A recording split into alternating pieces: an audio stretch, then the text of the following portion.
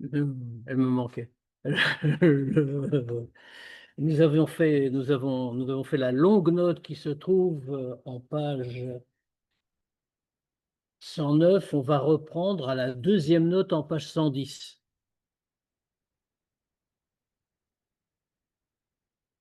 Donc, nous en sommes toujours au même point. Mais je vous rassure, avec ce chapitre, on termine le sujet.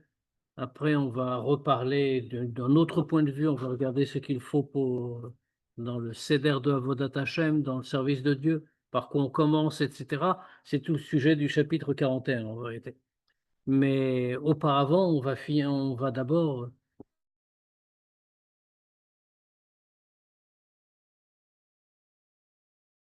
Le, la deuxième note est facile. On va commencer par la première note. Alors, de quoi parle-t-on? On a expliqué, alors Mourazaken a expliqué l'importance de Hava Ve'yira, l'amour et la crainte de Dieu. Donc, qu'est-ce qu'on a dit? On a souligné surtout que l'amour et la crainte de Dieu, donc, ce sont comme les deux ailes de l'oiseau. C'est l'image que le Admour Azaken a repris de Rabbi Chaim Vital, en réalité, qui nous dit que il faut que les mitzvot s'élèvent, il faut qu'elles montent. Elles montent dans les mondes supérieurs. Alors, selon son propre degré, soit dans le monde de Bria, soit dans le monde de Yetzira. Mais il faut les faire monter. Elles ne montent pas spontanément d'une certaine manière. Alors, elles peuvent monter jusque dans l'aspect extérieur des mondes, mais dans les sphirotes, elles ne vont pas s'intégrer si on ne les fait pas monter. Autrement dit, quelqu'un qui ne fait pas Torah et Mitzvot, comme on dit pour reprendre l'expression habituelle, l'expression qui est employée, l'ishma, eh bien, celui-là, ses mitzvot ne montent pas, son étude de la Torah ne monte pas, jusqu'à ce qu'il fasse chouva, bien sûr. Ce qui ne veut pas dire qu'il ne doit pas faire les mitzvot, hein, on l'avait déjà dit dans les chapitres précédents, que le principal, malgré tout, c'est l'action concrète, parce que ça élève le monde, ça élève le nefesh habahamit, l'âme animale, etc., etc.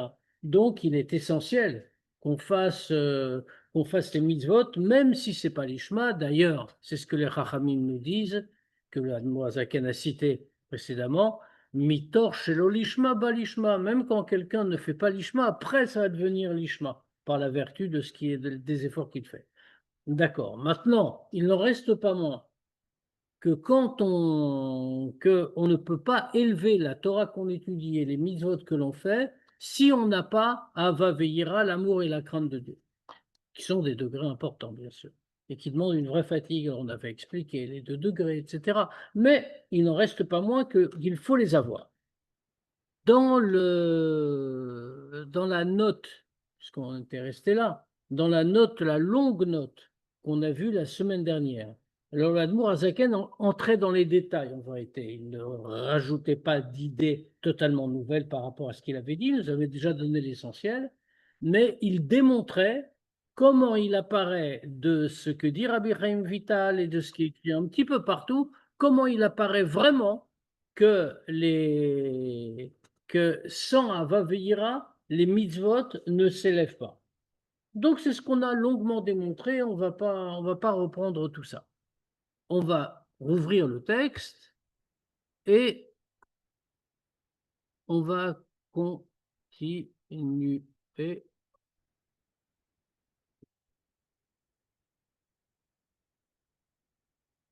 Alors, et on avait terminé la fois dernière par les quelques lignes qu'on voit tout en haut, les lignes en gras, qu'on voit tout en haut de la page 110. Où l'Admorazaken, toujours dans notre esprit, qu'il nous est tout à fait indispensable d'avoir Avaveya, d'avoir l'amour. Autrement dit, une fois, l'Admorazaken insiste beaucoup, parce que on a parfois tendance à se dire, Avaveira, l'amour et la crainte de Dieu, c'est le plus. Ça veut dire. Bon, on fait déjà les mitzvot, c'est très bien.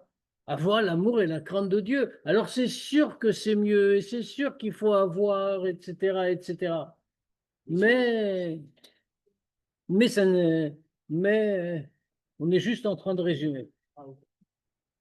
Voilà, mais c'était le cours que vous aviez raté la semaine dernière, donc. Bon, Alors, c'était juste une petite pique comme ça pour bien vous dire que je me rends compte, hein, faut pas croire. Nous aussi ensemble. Et alors, là, donc, on va reprendre 10. Donc, ce qu'on disait, c'est que, et c'est ça qu'on était en train de répéter, c'était la fin de ce qu'on disait la fois dernière. Donc, on avait continué sur cette image des ailes. Et on va continuer, en vérité. Même la note suivante nous explique pourquoi ça ne vient pas du Admorazaken. Ce n'est pas le Tanya qui invente l'image des ailes pour nous faire comprendre l'importance de Ahava Veira, l'amour et la crainte de Dieu. Alors, comme on était en train de dire, fait fondamental cette image. C'est fondamental cette idée, parce que comme on a dit, comme justement j'avais commencé à le dire, l'amour et la crainte de Dieu, c'est pas en plus. C'est-à-dire, c'est pas juste pour enjoliver la situation et faire on ait des mitzvot plus belles. C'est totalement indispensable.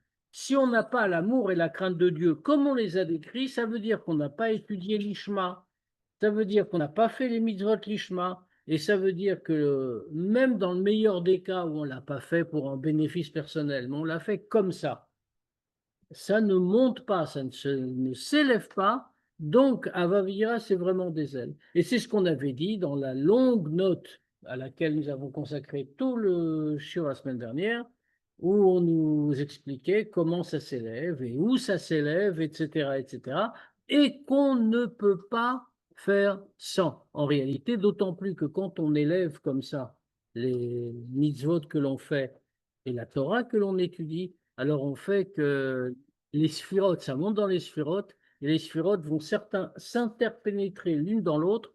Autrement dit, les gvurot d'Hachem, les sévérités d'Hachem vont être mêlées avec la bonté d'Hachem. Donc, en réalité, on fait quelque chose de vraiment très haut et très élevé, jusque dans le monde de Hatzilut.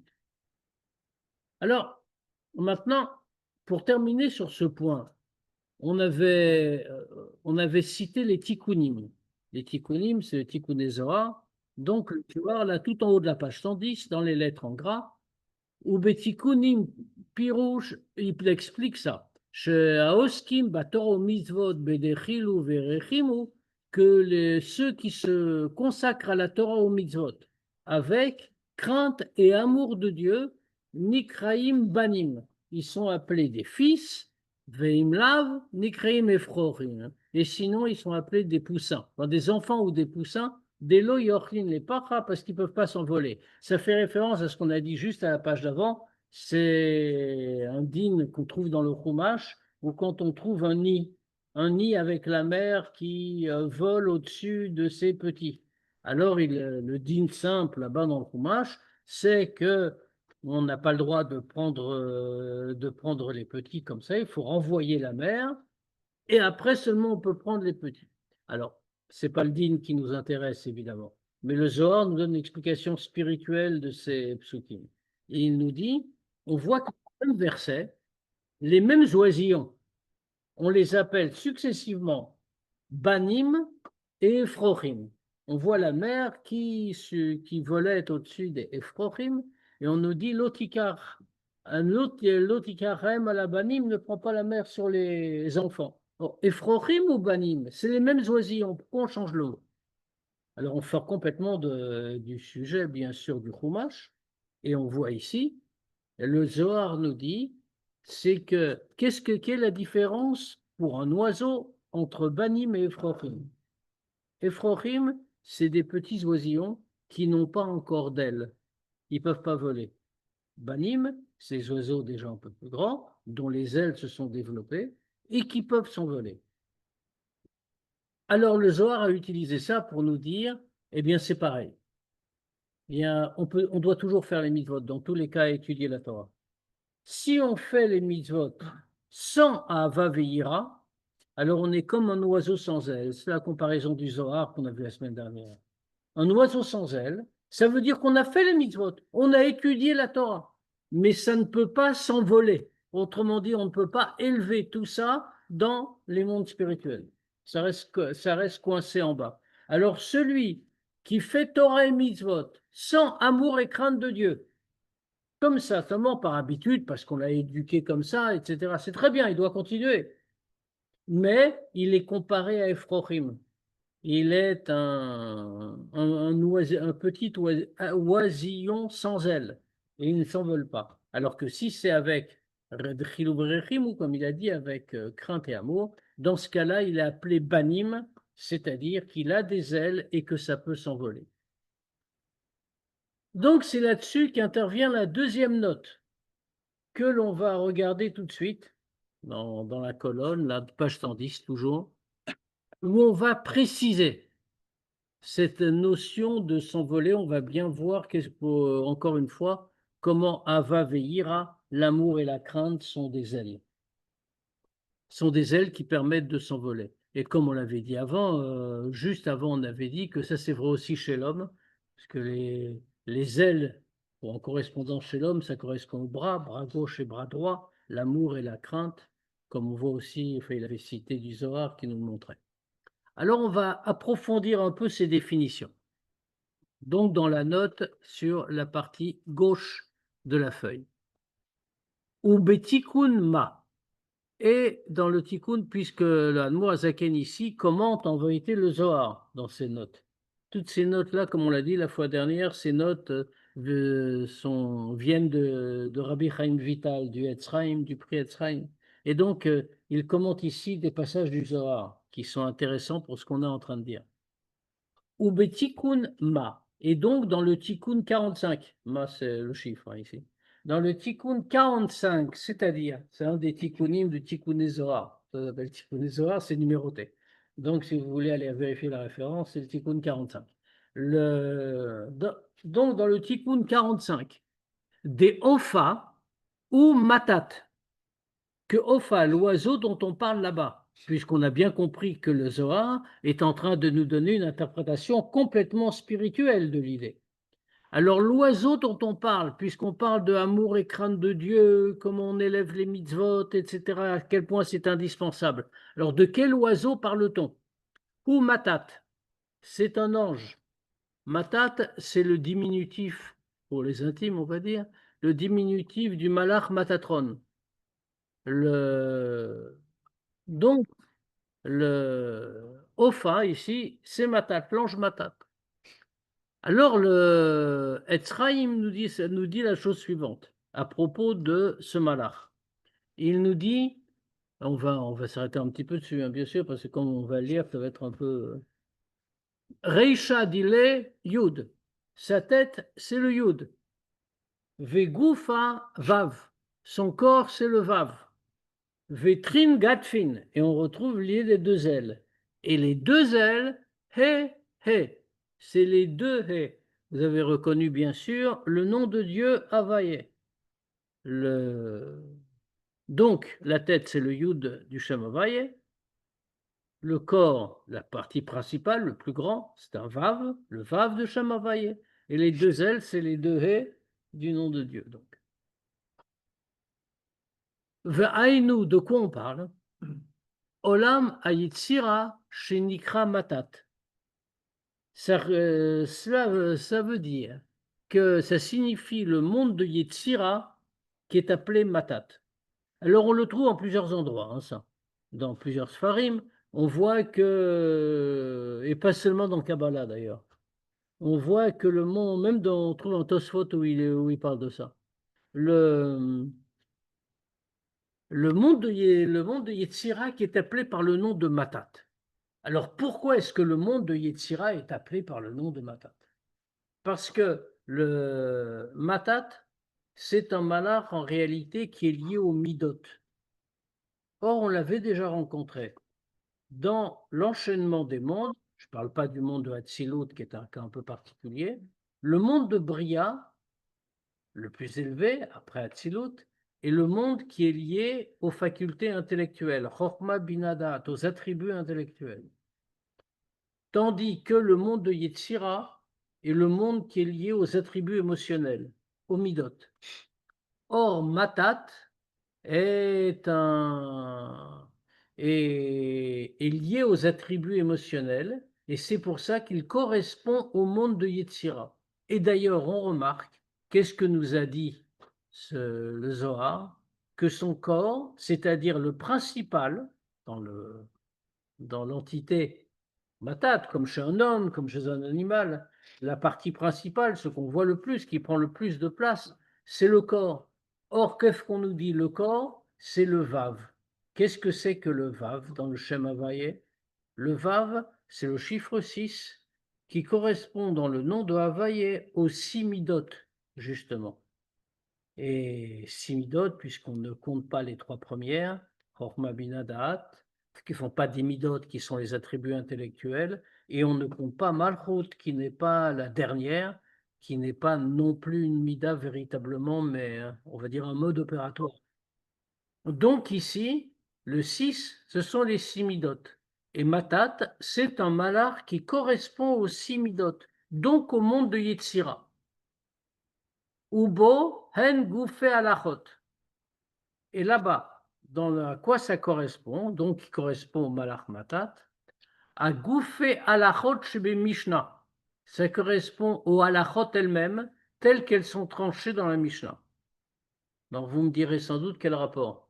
Quel rapport? On est en train de dire que la Mishnah, c'est en rapport avec Yetzira, c'est-à-dire avec le monde de Yetzira, c'est-à-dire avec le monde où le principal, enfin l'idée centrale, ce sont les midot. Et effectivement, la Mishnah, c'est une idée de midot. Pourquoi? Parce que dans la Mishnah, il n'y a pas de raisonnement, pas de raison à proprement parler. Les raisonnements, les raisons, toute la partie de réflexion intellectuelle ne se trouve pas dans la Mishnah. Ça se trouve dans la Gemara, mais ça ne se trouve pas dans la Mishnah. La Mishnah, c'est la loi tranchée. Point. C'est tout, c'est rien d'autre. Or, trancher la loi, ce n'est pas une affaire d'intellect, de raisonnement, c'est une affaire de midot. Pourquoi de midot? Parce que la loi va être fixée soit de manière indulgente, soit de manière rigoureuse, selon la mida qui va trancher. Autrement dit, il y a des dynimes qui sont très durs, très stricts. C'est la gvoura qui s'est exprimée. Il y a des dynimes, au contraire, qui sont fixés avec beaucoup plus de facilité, où il y a des permissions qui sont données. C'est parce que le dîn a été fixé par la tribu de bonté. Donc, puisque la Mishnah, les dynim, correspondent avec les midot, leur lieu est donc dans le monde de Yetzira. C'est ce que nous dit ici la note, Ubo hen goufé alachot. Et d'ailleurs, que voit-on ici? La Nourazaken nous montre, c'est goufé alachot de la Mishnah qui sont dans Yetzira. Vous remarquez l'expression, goufé alachot, les alachot même, si on traduit littéralement, les corps des halachot, pas leur raison, pas ce sur quoi elles sont fondées, mais la halacha elle-même, et c'est appelé par le nom de gouf. Comme dans le malach matat, le vav correspond au corps. Vereisha dile, et sa tête, hen amuchin, ou prinat chabad. Sa tête, donc on a dit, c'est le yud. Qu'est-ce que c'est le yud? À quoi ça correspond? Ça correspond au mouchin, aux facultés intellectuelles. Comme dans le Shem Havaïe, le yud correspond à chorma qui les inclut toutes. C'est pour ça d'ailleurs que le yud est une petite lettre, comme on le voit, c'est un point.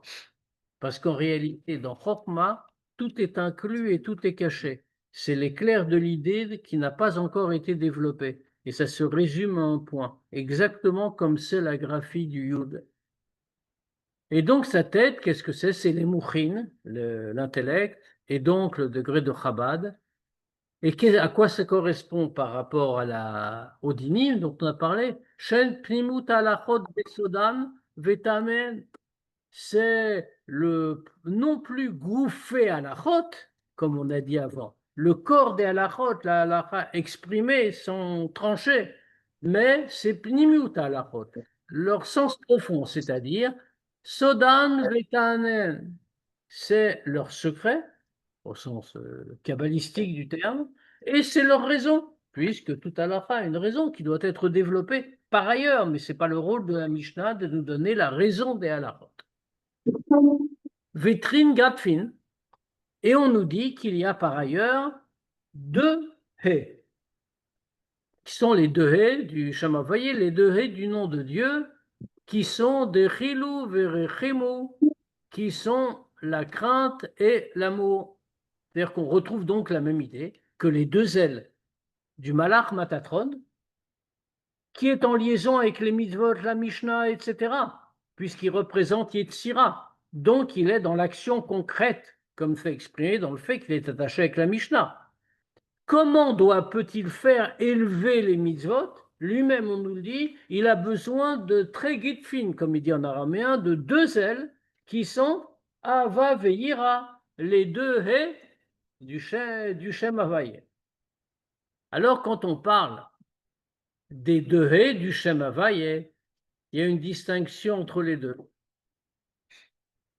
Il y a dans les deux haies en question.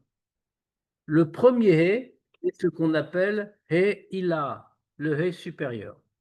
Le deuxième hé du Shem Havaï est ce qu'on appelle hé tata'a, le hé inférieur. Alors quand on dit hé ila, hé tata'a, ça correspond à quelque chose.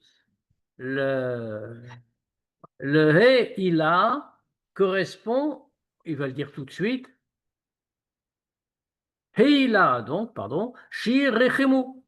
Le Heila, le premier He du nom d'Havaï, ça correspond à Rechemu, c'est-à-dire Ava, l'amour de Dieu. Vehe Tata est le He inférieur, le deuxième He, Hi Yiratata, c'est la crainte inférieure. Alors, dans un tel cas, qu'est-ce qu'on voit? On voit bien sûr que Ava, Rechimu, c'est pareil, Rechimu c'est en araméen simplement, mais ça a le même sens. Ava est supérieur à Yira. D'ailleurs, on dit toujours en hébreu, Ava ve'yira, l'amour et la crainte. Il faut avoir les deux. Maintenant, qu'est-ce qu'on met derrière les mots? Ava ve'yira, quand on dit que Ava, et ça va être la fin de la note, la deuxième partie de la note, où le Admour Azaken va s'arrêter là-dessus. Ava ve'yira, on a tendance à dire, avec juste raison, que Ava est supérieur à Yira. D'ailleurs, dans le service de Dieu, par quoi commence-t-on? On commence toujours par Yira. Pourquoi par Yira? Parce qu'on doit d'abord obéir à Dieu. Et comment peut-on obéir? Quand on dit crainte, il y a bien sûr une notion de peur, mais ce n'est pas la peur simple. La Yira, c'est le respect pour Dieu qui fait qu'on va le craindre comme on craint un roi. Donc on va se soumettre à lui et on va obéir à ce qu'il nous demande. L'amour ne peut pas venir tout de suite. Quand quelqu'un dit à moi, enfin, on en entend plein comme ça dans notre génération, j'aime Dieu, mais je ne respecte pas les mitzvot. Ça ne veut rien dire, ça veut dire qu'il n'y a pas d'amour. La première étape du rapport avec Dieu, c'est la crainte, parce que qui est aussi logique. Quand on est proche pour aimer, il faut être proche. Quand on est loin, on éprouve de la crainte parce qu'on ne connaît pas la personne, on voit sa puissance, on voit son apparence extérieure, donc on le craint. C'est ce qui se passe dans notre relation avec Dieu. On commence par le craindre, et puis ensuite, Bezrat Hashem, on se rapproche, et à ce moment-là, on commence à l'aimer. Mais l'amour vient à la suite de la crainte. Donc l'amour est plus grand, a priori, pour ça. Heila, et tata, et supérieur. C'est l'amour est inférieur, c'est la crainte. Ah, maintenant, la Noazaken va nuancer ça, comme c'est repris un peu partout dans Chassidut, quand on dit, je le dis comme ça oralement, mais on va le voir, quand on dit que la crainte, que l'amour est supérieur à la crainte, c'est vrai, et c'est là qu'on a vu apparaître la notion, on a vu apparaître la notion de yiratata'a, la crainte inférieure. Quand on dit yiratata, crainte inférieure, ça sous-entend qu'il y a bien sûr une crainte supérieure. La crainte supérieure, yira illa, ça s'appelle en hébreu, est supérieure même à l'amour. Et on va le voir rapidement. En tout cas, donc, de tout cela, nous voyons que même le Malach Matat, qui donc représente les dynimes, qui représente les midotes, a besoin des deux ailes pour faire que tout s'élève. Donc, Ahava Veira lui sont absolument indispensables. Et c'est indispensable à tous, bien sûr. Alors, en tout cas, les deux haies qui le constituent, c'est Heila, comme on a dit, Shir Chimu, qui est l'amour de Dieu, Vehe Tata, et le deuxième hé, qui est Yiratata, qui est la crainte inférieure. Qu'est-ce que c'est la crainte inférieure? Comment on la définit par rapport à la crainte supérieure? La crainte inférieure, c'est ce degré que nous devrions tous avoir. En réalité, il faut bien mesurer là où on en est, hein. La crainte inférieure, nous ne l'avons absolument pas. Je veux dire, si on avait la crainte inférieure de Dieu, ben, on ferait aucune avéra, jamais, ni en parole, ni en pensée, ni en action. Si on a une seule mauvaise pensée, par exemple, je ne parle pas d'action, ce n'est pas pensable qu'on fasse la moindre avéra en action, mais si on a une pensée qui n'est pas pour Dieu et qu'on ne l'écarte pas, on ne peut pas éviter, comme on n'est pas des tzadikim, on ne peut pas éviter d'en avoir, ça va venir tout seul. Mais si on ne la chasse pas immédiatement, ça signifie qu'on n'a pas la crainte de Dieu. Donc ça signifie que Hiratata, ce n'est pas un petit truc, c'est un vrai travail, un vrai effort constant d'avoir Hiratata. Mais on le définit ici.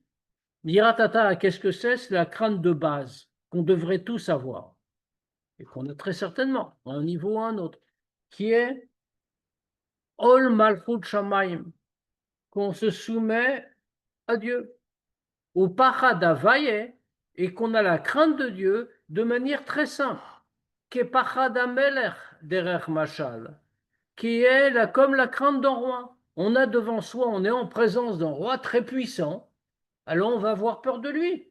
C'est cette crainte-là. Autrement dit, ce n'est pas un grand niveau spirituel. Ça ne veut pas dire que c'est un petit niveau et que c'est facile à avoir. Mais ce n'est pas un niveau très élevé spirituellement.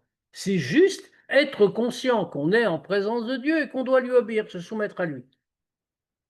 Autrement dit, ce n'est pas un grand effort kabbalistique d'arriver à Yiratata. Chez Yira Chitzonit Veniglit. Donc, on voit comment le Admorazaken en parle, qui est une crainte superficielle et visible, révélée. On a peur devant un personnage très puissant. C'est ce premier degré de ira que l'on doit avoir, et qui est ce dont on parle dans le corps du Malach Matat. Le Machenken Iraïla.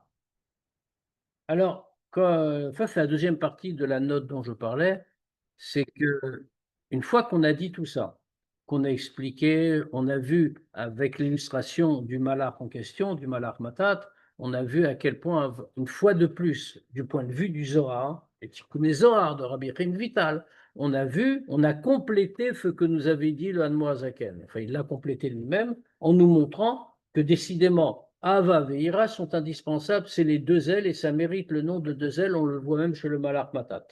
Maintenant, d'après ce qu'on vient de dire, donc on a pu conclure, enfin on aurait pu conclure rapidement, que la Yira c'est bas et la Hava est au-dessus.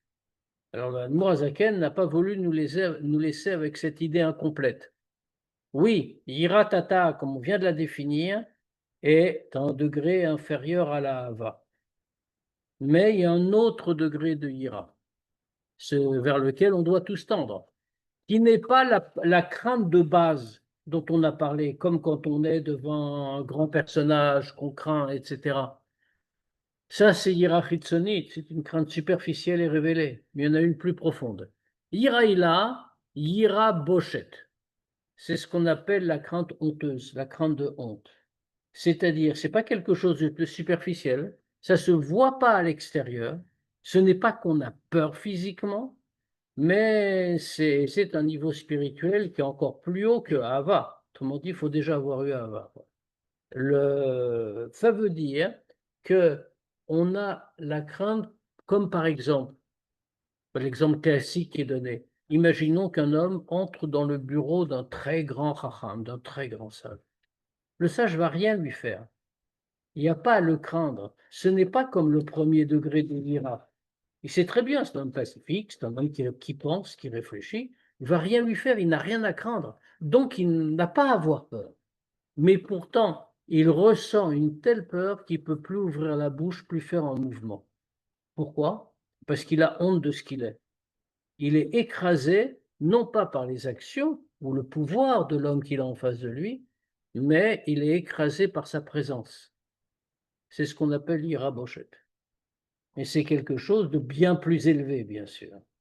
C'est ce sentiment-là, c'est pas un sentiment, cette conscience-là qu'on doit avoir devant Akadosh Baruch Hu, on doit avoir devant Dieu.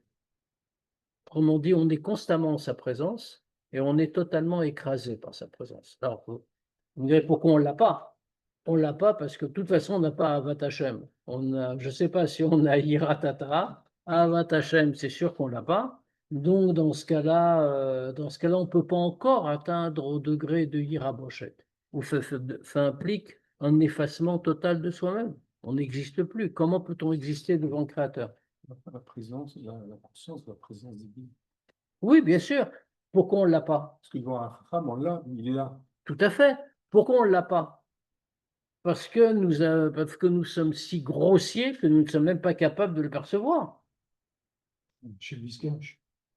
Non, non. Vous cherchez, vous cherchez. Bah, exactement. Exactement. Si on arrêtait de regarder, je sais pas, les pâtes à la sauce tomate, peut-être qu'on verrait Dieu. C'est quoi ça? Les pâtes. Bon, je sais que tu n'aimes pas les pâtes. C'est-à-dire, si on arrête de regarder le monde matériel, on voit la profondeur, qu'on se raffine nous-mêmes en cessant de cultiver la grossièreté matérielle.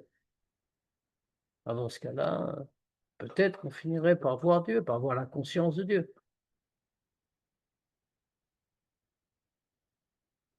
Alors, là, ce qu'on appelle l'iraboshet, donc, la crainte de honte, qui n'est pas une vraie crainte, mais qui est une honte de ce qu'on est devant le Créateur. Hi ma nistarot la vayelokenu. Celle-là n'est pas révélée. Elle ne se voit pas de l'extérieur. Parce que comme on a dit, quand on est devant un roi, on doit bien se tenir. On fait attention, ça se voit. Quand on est chez le sage, il n'y a pas de protocole, il n'y a pas de règle. C'est la crainte qui s'impose à nous, c'est un degré bien plus élevé. C'est pour ça que le Zohar applique à cette crainte-là le pasuk Hanistarot l'Hashem Elokeinu. Ce qui est caché, c'est pour Hachem Elokeinu, c'est pour Dieu. Ça veut dire quoi? Ce degré-là fait partie de Nistarot, ça ne se voit pas. Quelle est la suite? Vehaniglot, et ce qui est révélé, c'est pour nous. Pourquoi est-ce que je cite la suite qui n'est pas ici, mais c'est marqué ailleurs? Il y a un commentaire comme ça. Vehaniglot, comme on lit le mot, il y a Vav, et puis He, et ensuite Niglot.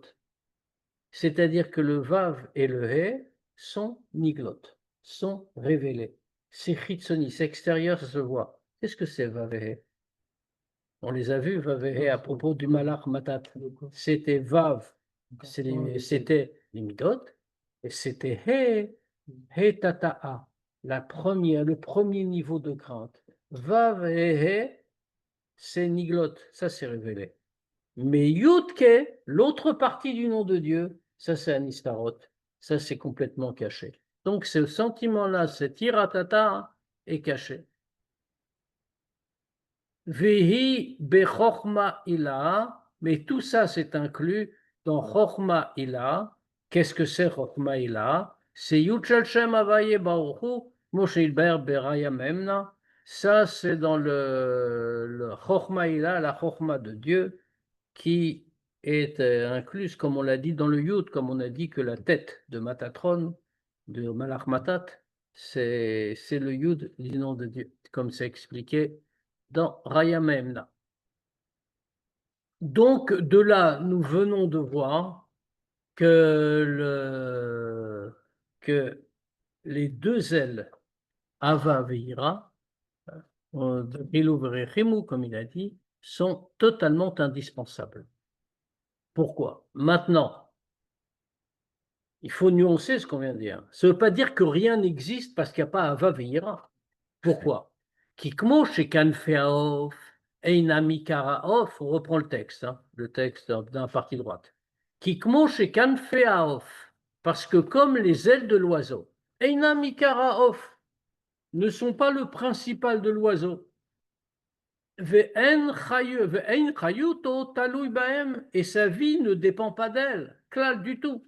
Kedetnan, comme on a appris, nitla agape akshera, comme fait connu le din dans Shulchan Aruch, que même si un animal, un oiseau, a les ailes brisées, par exemple, il est quand même cachère. Et même pire que ça, il ici rapporte le din jusqu'au bout, même pas seulement brisé, mais nitlou, on lui a coupé les ailes, il les a perdues. L'animal reste cachère, parce que ce n'est pas véritablement son corps, c'est pas le principal. Et Ikaru, Rocho, Vechol Gufo, le principal de l'oiseau, il existe toujours, il est toujours vivant. C'est sa tête et tout son corps. Vaknafayin, Einan Rak, Meshamshim, les Rocho, Vegufo, les Pachabeon. Et les velles, qu'est-ce qu'elles sont? Elles sont seulement des instruments pour sa tête et son corps, pour pouvoir faire que la tête et le corps vont voler. Mais ce n'est pas le corps lui-même. Ce qui veut bien dire que de là on apprend, on réapprend ce qu'on avait déjà vu, que la Mourazaken nous en avait prévenu. L'accomplissement des mitzvot est essentiel, même sans Avavira. C'est comme un oiseau sans aile. Il est toujours vivant, c'est cachère. Mais il ne peut pas s'envoler. Et c'est pour un oiseau ne pas s'envoler, il manque quand même quelque chose d'important. Vekar, Derech Machal, et c'est pareil, si on peut dire. À Torah ou mitzvot, la Torah et les mitzvot, hen ikar hayichud ha'elyon. Ça, c'est le principal de l'unification d'en haut. Pourquoi? Parce que ça lié des Gilo Iratzon ha'elyon, l'unification d'en haut qui se révélera quand Mashiach va venir faire une dira batartonim, faire une demeure pour Dieu en bas. Comment? Par le dévoilement de Ratzon ha'elyon, de la volonté de Dieu, amigale al yedem, qui se révèle par le fait qu'on accomplisse Torah et mitzvot. Puisque, comme on avait expliqué, les mitzvot, il n'y a pas de tzimtzum, il n'y a pas de contraction, c'est la volonté pure de Dieu qui descend dans le monde matériel et change le monde. Mais pourquoi donc? Puisque de toute façon tout ça se passe, alors à quoi servent l'amour et la crainte? Bien, ça sert parce que, comme on vient de dire, la crainte et l'amour,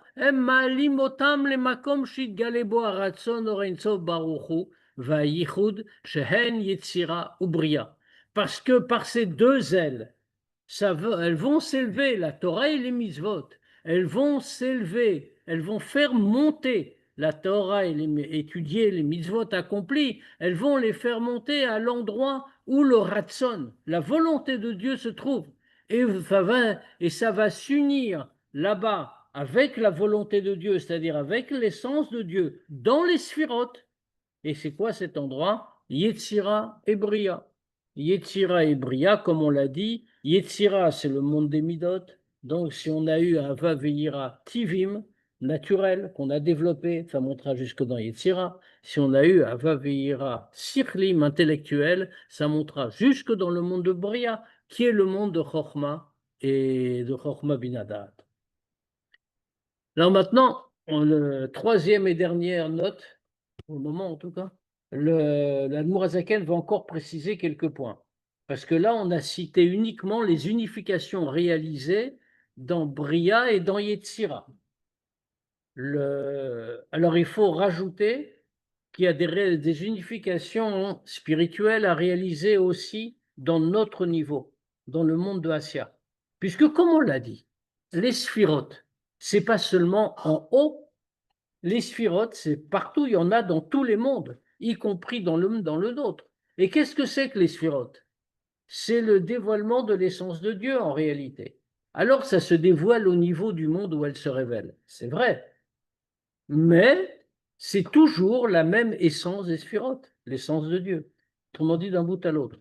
Que ce soit dans Bria, Yetzira et Asya, c'est toujours la même liaison avec l'essence de Dieu. Donc, pourquoi est-ce qu'on nous dit que les mitzvot, tout ça vient, tout cela vient du Etzraïm, hein, pourquoi est-ce qu'on nous dit que ces unifications sont réalisées dans Bria et dans Yetzira seulement? Alors, pour ça, on va regarder la note à côté. Donc, partie gauche de la page. Mais c'est cette note est la plus facile de toutes, donc ça va. Oafilo, Beasia, et même dans le monde de Asia, le monde le plus bas, entre autres le nôtre. Je dis entre autres parce que quand on dit qu'on est le monde de Asia, c'est pas tout à fait exact, hein. Il y a les 4 mondes qu'on cite toujours, les 3 mondes en particulier, Bria, Yetzira, Asia, ne sont pas des mondes à proprement parler d'un point de vue très précis et, si on peut dire, lié à un endroit. C'est pas local, je veux dire. C'est un niveau. Il y a une infinité de mondes de Asia. Par exemple, nous ne sommes pas le monde de Asia, nous sommes le plus bas du plus bas du monde de Asia. Donc, mais ça, c'est vrai aussi dans notre monde. Donc, même dans Asia, dans les 10 sphirotes de Gdusha, Makom, Mitzvot, Masiot. Pourquoi Asia? Parce que qu'est-ce que c'est que le monde de Asia? Le monde de Asia, c'est le monde de l'action concrète. Chacun des 3 mondes, parlons pas de Hatzilut qui est tout à fait au-dessus, tout à fait à part. Qu'est-ce que c'est que Bria? On a dit que c'est le monde qui est lié aux attributs intellectuels, Chokhmah, Bina, Da'at. Donc c'est l'aspect intellectuel qui est attaché avec le monde de Bria. Le monde de Yetzira, c'est le monde lié aux Midot, attributs émotionnels. Donc, les Midot, dans le monde de ce qui monte, ce qu'on va élever jusqu'au monde de Yetzira, c'est l'aspect où on a investi les Midot dans toutes les mitzvot. Mais l'aspect concret, le seul aspect concret, le fait de faire concrètement, ça c'est dans notre monde, c'est le monde au plus bas des degrés, c'est-à-dire dans le monde de Asya. C'est, comme il le dit ici, Makom mitzvot masiot, c'est le lieu des mitzvot concrètes. Vechen mikra. Et pareil pour le mikra. Quelqu'un qui étudie le chumash. Le mikra, les versets. Le chumash. C'est marqué comme ça c'est marqué dans le Zohar. Que les maré mikra, que ceux qui se consacrent au mikra, c'est dans Asya. Leur lien spirituel est avec Asya. Là, on va s'arrêter, hein, parce que c'est un peu étonnant ce qu'on va dire, mais on va aller jusqu'au bout. Parce que justement, enfin, on peut le comprendre très vite et très facilement en réalité. On voit que quel est le sujet quand quelqu'un étudie le Chumash? Halakha même, il n'a pas besoin de comprendre. La mitzvah n'est pas de comprendre le Chumash, même si bien sûr on l'étudie et on comprend aussi, mais du point de vue de la halakha, quelqu'un qui prend en Chumash et qui lit les psukim sans comprendre, il a quand même accompli une mitzvah. La meilleure preuve, c'est que quand on appelle quelqu'un à la Torah, par exemple, même si c'est quelqu'un qui comprend rien à ce qu'on lit, il dit quand même la bracha. Normalement, la logique, ce serait, puisqu'il est en train de remercier Dieu d'être noten à Torah, d'être donné la Torah, on doit comprendre ce qu'on lit. Or, ce n'est pas le cas. Pourquoi? Parce que en ce qui concerne Mikra, concerne les psukim, ce n'est pas une question d'étude et de compréhension. C'est une question de lire. Qu'est-ce que c'est que lire? Les Chachamim nous le disent. Akimat tzfatav ave maaseh. Prononcer avec les lèvres, c'est une action. Comme Mikra, donc, ce n'est pas une étude à proprement parler, mais c'est une action. C'est donc lié avec le monde de l'action, c'est-à-dire Asya. Aval be Mishnah. Mais en revanche, la Mishnah, Migale ayichud ver insof baruchu, pardon, Yetzira. se révèle l'unification et le Or Ein Sof. Où est-ce que ça se révèle? Dans le monde de Yetzira. Pourquoi dans le monde de Yetzira? Parce que comme on a expliqué, le monde de Yetzira, c'est le monde des Midot. Et qu'est-ce qu'on a expliqué avant? La Mishnah s'est attachée avec quoi? Avec les Midot.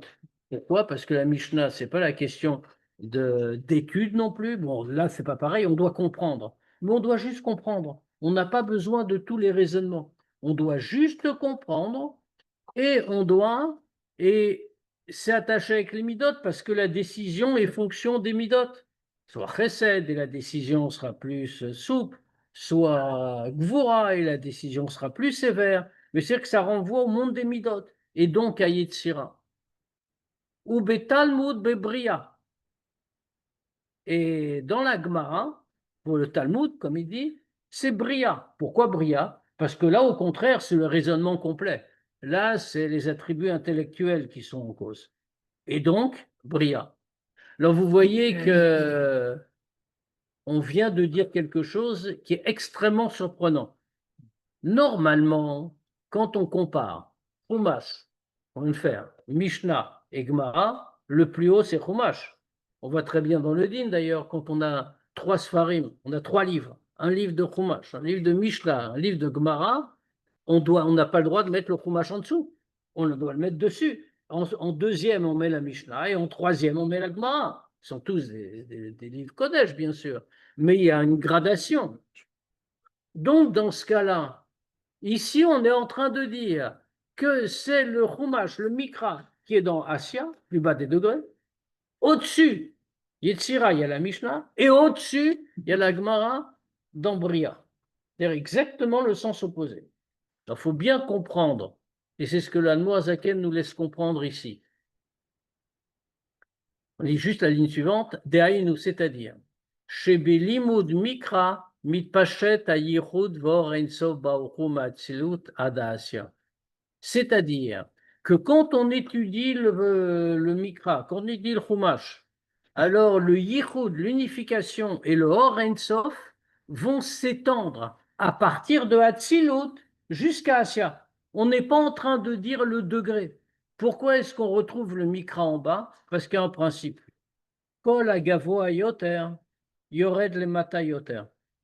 Tout ce qui est plus haut a la capacité de descendre plus bas. Autrement dit, plus quelque chose vient de haut, plus il peut transporter sa lumière plus bas.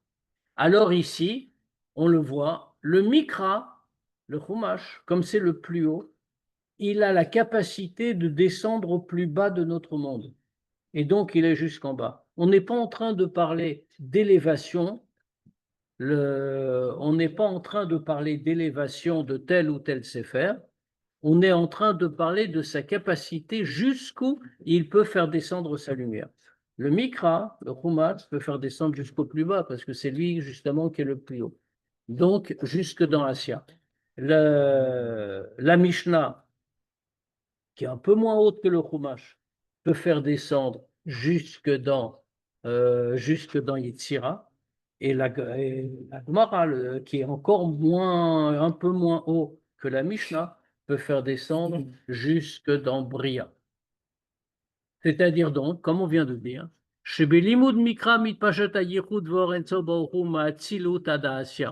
qu'avec l'étude du Mikra, du Chumash, la lumière s'étend, le Yichud s'étend depuis Atzilut jusque dans Asya. Ou Mishnah ada Yetzira, avec la Mishnah jusque dans Yetzira leva seulement, ou Talmud ada Bria levada, seulement avec la Gemara, seulement jusqu'à Bria. Maintenant, pourquoi? Comment alors on voit que toutes on dit de Hatzilut jusque-là. Kikulan Batzilut. Parce qu'ils sont tous dans Hatzilut. En réalité, tout ça, que ce soit Chumash, Mishnah, Gemara, c'est Chochmat Hashem qui est uni avec l'essence de Dieu, avec l'essence du Or Ein Sof. Donc tout est dans Hatzilut. Tout ce qu'on regarde, ce n'est pas assez dans Asya et c'est là parce que c'est plus bas. On dit voilà jusqu'où ça peut aller. Aval Kabbalah, page suivante. À la suite de la note, elle est à la page suivante. Aval Kabbalah, page Nunvav. En haut de la page Nunvav. Aval Kabbalah, Eina mitpashetet klal ma'atzilut. Mais la Kabbalah, ça c'est autre chose. Elle a droit à un autre statut. Elle ne descend pas du tout. Elle reste dans Hatzilut. Elle ne s'étend pas de Hatzilut jusque dans Bria Yetzira Asya, comme c'est expliqué dans le Pri Etzraïm. C'est pour ça qu'on voit qu'on ne comprend rien dans le Kabbalah. Et que je ne plaisante pas, c'est ça la raison. Parce qu'en vérité, elle parle dans Hatzilut. La Kabbalah est entièrement ruchni, entièrement spirituelle. Alors, un homme peut étudier Kabbalah, je veux dire, c'est des mots, c'est pas incompréhensible. Mais on voit bien que même quand des gens très sérieux, quand ils étudient Kabbalah, ils ne comprennent pas l'essence de ce qu'ils étudient. Qu'est-ce qu'on comprend? On comprend ce qu'on décrit, l'existence de quelque chose, mais l'essence de ce qu'on décrit, c'est complètement incompréhensible, parce que c'est des événements spirituels dont on parle. C'est-à-dire qu'il n'y a personne qui comprend la Gemara aussi. La Gemara, je dis la Kabbalah. Non, mais la Gemara, La la Gemara, Gemara, si, elle descend. elle est dans Bria. Elle n'est Oui, pas dans Bria, non? elle peut descendre jusque dans Bria, mais c'est le niveau de Bria, mais on peut la comprendre, c'est les attributs intellectuels, Bria. Ah oui, Alors que dans Hatzilut, tout est lié à Dieu. Il n'y a pas d'attribut intellectuel ou émotionnel. Tout est lié à l'essence. Et Rav, la Chassidut, elle se situe où? Avec Kabbalah. Mais elle a été écrite d'une manière, c'est Pnimut à Torah en réalité, mais elle a été révélée de telle manière qu'elle soit accessible à tous. Ça, c'est tout le chidouche de Chassidut, qu'on peut étudier des choses très profondes, comme on vient de le voir aujourd'hui, que de manière compréhensible. En dehors de Kabbalah, je ne sais pas s'il y a un autre sefer où on vous explique qu'est-ce que c'est Malach Matatron et à quoi ça correspond, etc. Ça, c'est un des grands chidushim de Chassidut, justement, que ça rend ce sujet-là accessible à tous parce qu'on a besoin en notre temps.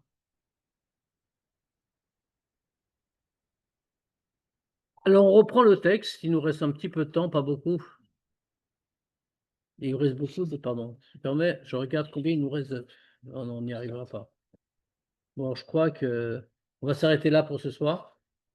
Même si la fin est un peu facile, mais enfin plus facile que tout ce qu'on a vu, mais je préfère laisser ça à tête reposée.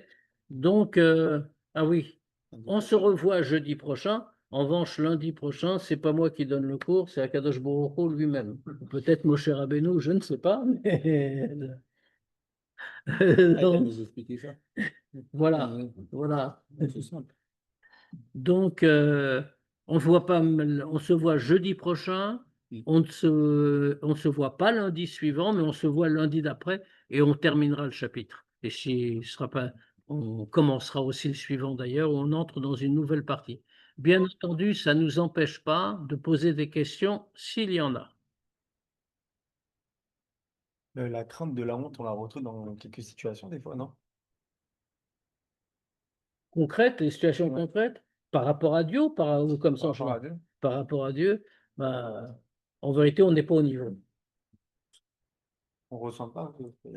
C'est-à-dire qu'en vérité, ce niveau-là, la yiraïla, c'est quelque chose qui existe pour des tzadikim, en réalité, qui sont totalement inexistants. C'est-à-dire, si on a une yiraïla, on ne peut pas exister. Pourquoi? Parce qu'on est totalement écrasé, si on peut dire, pas physiquement, mais on est écrasé par la présence de Dieu. On n'est rien. On se rend compte qu'on est totalement insignifiant.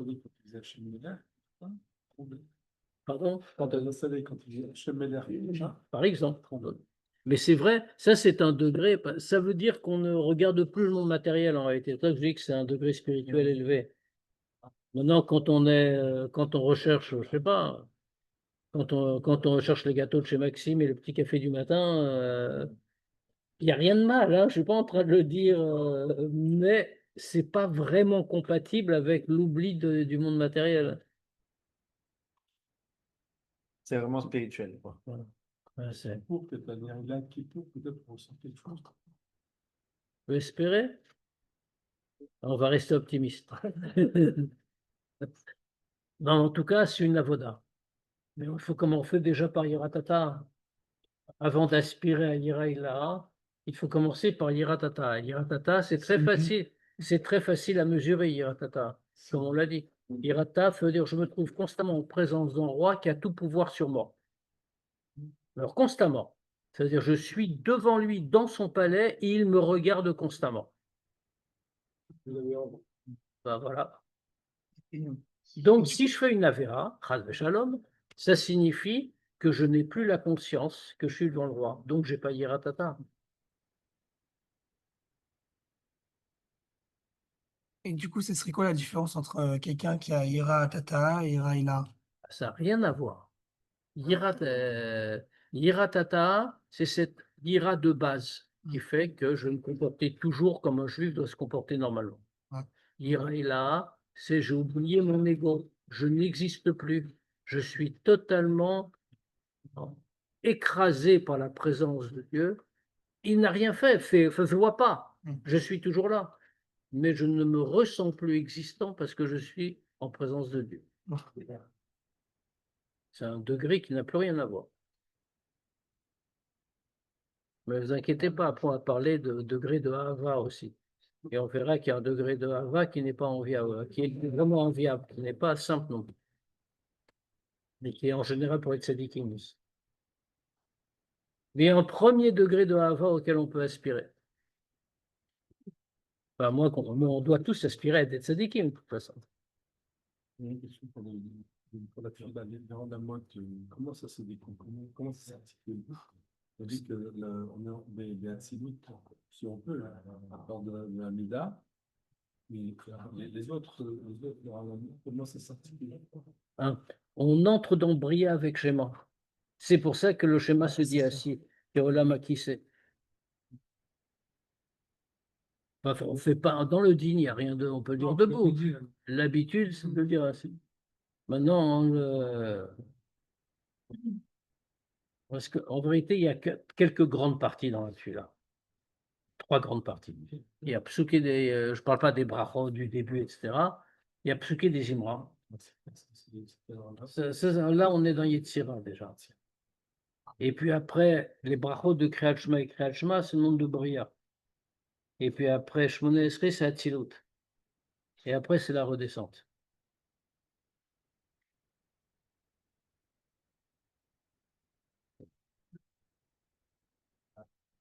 Chaque Kaddish, Ce n'est pas une question de Kaddish. Le Kaddish, c'est autre chose.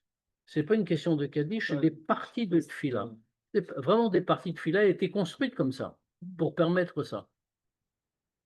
Puis on s'élève et on revient. Ratso Veshuv, comme on avait dit. On s'élève et on redescend.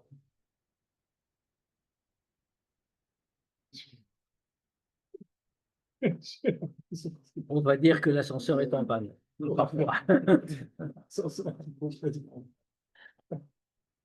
Donc, s'il n'y a pas de questions, ben, je vous dis à tous Shabbat Shalom, bonne préparation. Ah bon, on se voit jeudi encore, je vous redirai ça jeudi. Alors. Non, alors, bonne semaine.